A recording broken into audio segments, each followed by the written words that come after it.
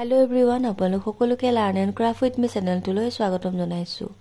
এই ভিডিঅ'ত আমি আলোচনা কৰিব ওলাইছোঁ ক্লাছ 7ৰ মেথছৰ চেপ্টাৰ নম্বৰ 13। ইয়াৰ নাম আছিলে সূচক আৰু ঘাত। ইংলিছত ক'ব এক্সপনেণ্ট এণ্ড পাৱাৰ্ছ। ঠিক আছে, ইয়াৰে অনুশীলনী কুৱেশ্যনকেইটা ডিছকাছ কৰাৰ আগতে তোমালোকে কেইটামান কথা জানিব লাগিব। সেইকেইটা বুজি লোৱা। সূচকটো আমি কি প্ৰথমতে শিকি ল'ব লাগিব।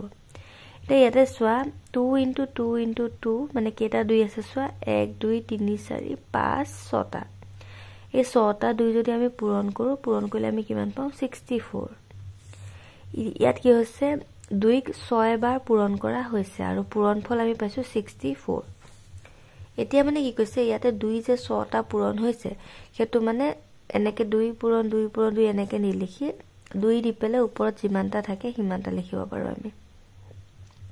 বুঝিছে এই লাইনটো ইকুৱেল টু আমি এনেকে লিখিব পাৰোঁ। এইটো দেখিছা 2 6টা আছে 2 টু দি পাৱাৰ 6 যিমানটা থাকে 2 ধৰা 10টা আছে 2 টু দি পাৱাৰ 10 2 ধৰা 4টা আছে 2 টু দি পাৱাৰ 4 এনেকে লিখিব পাৰোঁ মানে। বুজি পাইছানে?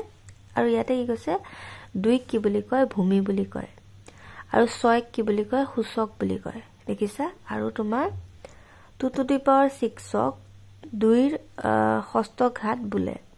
বুজি পালানে? 2 ষষ্ঠ ঘাত মানে 6 to the power 2 to the power 6 2 to the power 6 বুলি আমি পঢ়িম মানে। বুজি পালানে? এটুক মানে 2ৰ ঘাত বুলি কৈছে আৰু। ঠিক আছে, ভূমি সূচক ঘাত এই বস্তুটো মনত ৰাখিবা। 2 দি পাৱাৰ যিমান থাকে আৰু হেতুক কি বুলি কয় ঘাত বুলি কয়। ওপৰত যিটো সংখ্যা থাকে হেতুক কয় সূচক আৰু মানে 6টোক 2 টু দি পাৱাৰ 6ৰ ঘাত বুলি কোৱা হয়। 2 টু দি পাৱাৰ 6ক 2ৰ ঘাত বুলি কোৱা হয়। বুজি পাইছানে? ভূমিটো যিমান থাকে আৰু সেই ভূমিটোৰ ঘাত বুলি কোৱা হয়। ঠিক আছে, আৰু ভূমি মানে যিটো সংখ্যা থাকিব তাক ভূমি ক'ব, ওপৰত থকাটোক ক'ব সূচক। হ'ল, এতিয়া চোৱা। এতিয়া এক্সাৰসাইজ 13.1ৰ ফাৰ্ষ্ট কুৱেশ্যনটো দিছে find out the correct answer, অৰ্থাৎ শুদ্ধ উত্তৰটো বাছি উলিওৱা। The value of -1 to the power 5 দেখিছানে? আমি পঢ়োঁতে কেনেকৈ পঢ়িম যিমানটা সংখ্যা থাকে আৰু দেখিছানে? এইটো মাইনাছত থকাৰ কাৰণে -1 টু দি পাৱাৰ 5 বুলি কৈছোঁ। প্লাছ হ'লে ক'লো 1 টু দি পাৱাৰ 5 এনেকৈ। দেখিছা? ইজ মানে কি কৈছে যে -1 টু দি পাৱাৰ 5ৰ ভেলুটো কিমান হ'ব সুধিছে। হ'ল, এতিয়া বস্তুটো চোৱা তোমালোকে। ইয়াত দেখিছা -1ৰ ওপৰত যদি যুগ্ম সংখ্যা হয় তেনেহ'লে -1 হয় আৰু মাইনাছৰ ওপৰত যদি অযুগ্ম সংখ্যা হয় তেতিয়াহ'লে কি হয় -1 হয়। বুজি পাইছানে? যদি -1 ইভেন নম্বৰ হয় 1 -1 অড নম্বৰ হ'লে -1 হয়।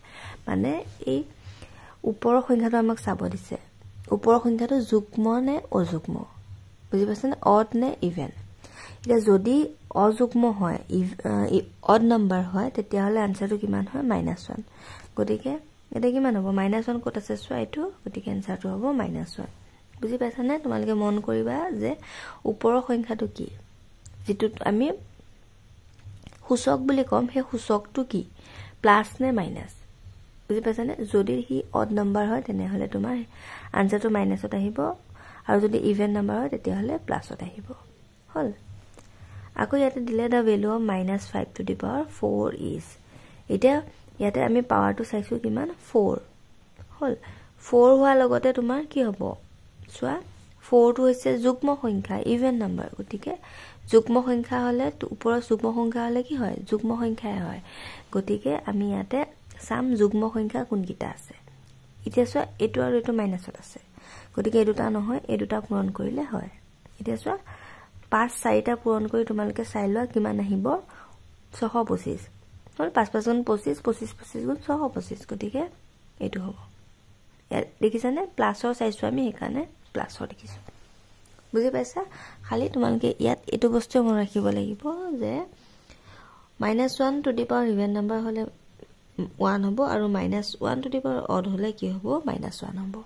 হ'ল, মানে মেইন তোমালোকে সূচকটো চাব লাগিব আৰু পাৱাৰটো চাব লাগিব কি যুগ্ম নে অযুগ্ম। হ'ল, দেখুৱা এক্সপ্ৰেছ ইন এক্সপনেনচিয়েল ফৰ্ম, অৰ্থাৎ সূচকীয় ৰূপত প্ৰকাশ কৰিব দিছে। হ'ল, একদম ইজি। ফাৰ্ষ্টতে চোৱা ইয়াতে 5 কেইটা আছে 1 2 3 4 5 5টা 5 আছে নহয়। গতিকে ইয়াক আমি কেনেকৈ লিখিব পাৰোঁ 5 লিখি পেলাই ওপৰত 5 লিখি দিব পাৰোঁ। ইয়াতে ভূমি কিমান 5 আৰু তোমাৰ সূচক কি 5 হল আৰু 5 to the power 5 হৈছে 5 ৰ ঘাত হল নেক্সট চোৱা 3 into 3 আৰু ইফালে 2 into 2 into 2 হল একদম ইজি তিনি কেটা আছে চোৱা দুটা আছে গতিকে 3 to the power 2 লিখিবা পূৰণ দুই কেটা আছে 1 2 3টা গতিকে 2 to the power 3 বুজি পালে যিমানটা আছে ইমানটা লিখিলে হল আৰু 3 নম্বৰটো চোৱা -2 into -2 into -2 into 3 into 3 into 3 into 3 এটা চোৱা -2 কেটা আছে 1 2 3টা গতিকে -2 to the power 3 into 3 কেটা আছে চোৱা 1 2 3 4 গতিকে 3 to the power 4 বুজি পালা নে নেক্সট চোৱা b কেটা আছে হিসাব কৰা 1 2 3 4 5টা গতিকে কি হ'ব b to the power 5 c কেটা আছে চোৱা 1 2 3 গতিকে কি হ'ব এটো লাইন আমি কেনেকৈ লিখিব পাৰো b5 c3 বুলি লিখিব পাৰো হল ইয়াতে চোৱা a কেটা আছে 1 2 3টা হল গতিকে কি হ'ব a to the power 3 পূৰণ b কেটা আছে 1 2 গতিকে কি হ'ব b to the power 2 মানে যিমানটা থাকে আৰু c চোৱা এতিয়া 1 2 3 4 5 পাঁচটা আছে গতিকে c to the power 5 বুজি পাইছানে এটো হৈ গ'ল কি ইয়াৰ আনসাৰ হল next is find the value of এটা কি কৈছে কেটামান তোমাৰ এনেকে দিয়া আছে সংখ্যা আৰু হিহঁতৰ মানটো উলিয়াব লাগে হল এতিয়া চোৱা আমি কেনে কৰিম ফাৰ্ষ্টতে তোমালোকৰ কি দিছে 2 to the power 7 এতিয়া চোৱা 2 to the power 7 মানে কি হ'ব দুই কেটা থাকিব ওপৰত কিমান আছে পাৱাৰটো 7 গতিকে 7টা দুই থাকিব হয়নে 1 2 3 4 5 6 7 হল তে গুলিটা পূৰণ কৰি দিয়া কিমান হ'ব 2 দুগুণ 4 4 দুগুণ 8 8 দুগুণ 16 16 দুগুণ 32 32 দুগুণ 64 আহি গ'ল 64 into 2 কিমান হ'ব 4 দুগুণ 8 6 দুগুণ 12 128 হল নেক্সট চোৱা 2 নম্বৰত দিলে -2 to the power 7 হল এটা চোৱা ইয়াতে এটো মাইনাসত আহিলে আৰু সেই কাৰণে চোৱা ওপৰত এটো কিমান অযুগ্ম সংখ্যা আৰু অযুগ্ম সংখ্যা আহিলে কি হয় তোমাৰ যদি ওপৰত অযুগ্ম সংখ্যা থাকে তেতিয়ালে আনসাৰটো মাইনাসত আহে ঠিক আছে যেটো আমি এই মাত্ৰ শিকি আহিলো গতিকে এটো বস্তু মনত থাকিবই লাগিব মানে নে কি যে যদি এটো মাইনাসত থাকে ওপৰত যদি তোমাৰ প্লাস হয় তেনেহলে আনসাৰটো প্লাসত আহিব সৰি ওপৰত যদি প্লাস হয় তেনেহলে তোমালোকৰ আনসাৰটো আহিব মাইনাসত সৰি ওপৰত যদি প্লাস থাকে ইভেন নাম্বাৰ হয় তেনেহলে প্লাস হ'ব ওপৰত যদি অড নাম্বাৰ অৰ্থাৎ অযুগ্ম সংখ্যা তেতিয়াহলে মাইনাসত আহে ঠিক আছে এটো মই ৰাখিবা আৰু মাইনাসত হলে মাইনাসত আহিব আৰু তোমাৰ প্লাস হলে প্লাসত আহিব হল এটো হে একে লিখা -2 to the power 7 ইকুৱেল কিমান আহিব -2 কেটা পূৰণ হৈ আছে 7টা 2 3 4 5 6 7 হল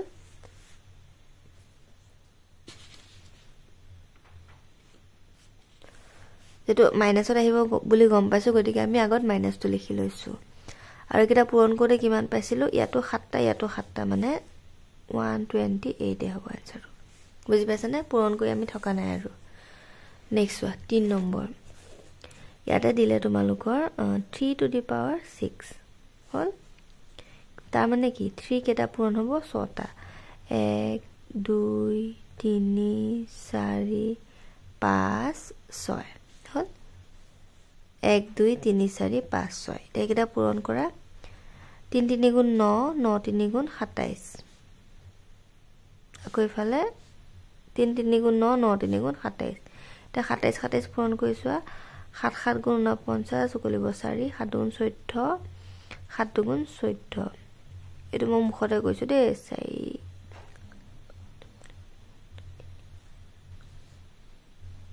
2 গুণ 4 5 6 7 কিমান আহিলে 7 2 9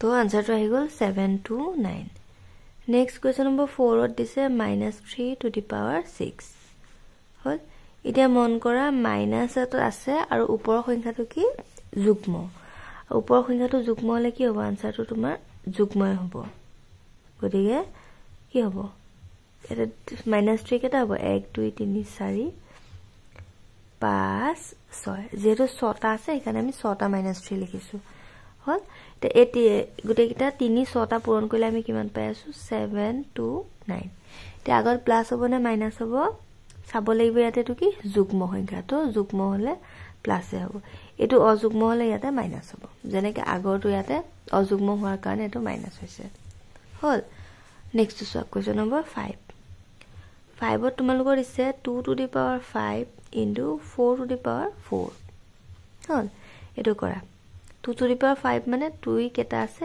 5টা 2টা 3টা 4টা 5টা আকৌ 4 টু দি পাৱাৰ 4 মানে 4 কেটা আছে 4টা 2 3 4 হল এটা পূৰণ কৰিছোৱা 2 দুগুণ 4 4 দুগুণ 8 8 দুগুণ 16 16 দুগুণ 32